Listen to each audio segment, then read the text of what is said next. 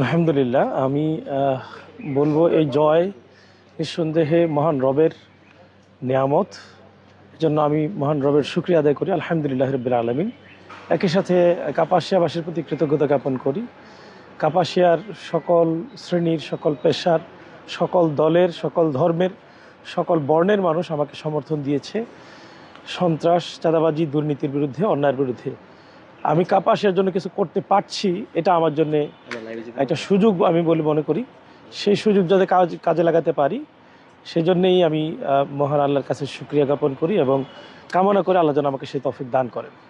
আমরা কাপাসিয়ার প্রতিহিংসামূলক রাজনীতি দেখছি, আপনারা সেই কাতারে যাবেন কিনা বা প্রতিহিংসা রাজনীতিতে নাম লেখাবেন কিনা?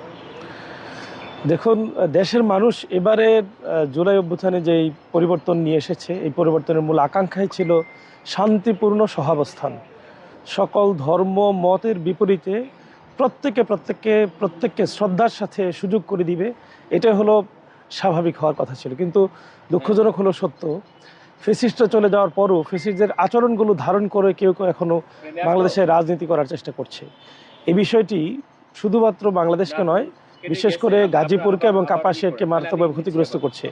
ইতিমধ্যেই আমরা দেখছি যে কাপাসিয়ায় গতকালকে নির্বাচনের পরবর্তী এক ধরনের সহিংসতা চলছে।